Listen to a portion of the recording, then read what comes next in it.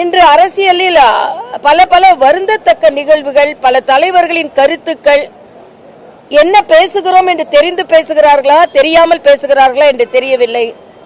அண்ணன் திருமாவளவன் மரியாதைக்குரிய முன்னாள் முதலமைச்சர் ஜெயலலிதா அவர்களை பற்றி, சாதியை பற்றி பேசியிருக்கிறார்கள்.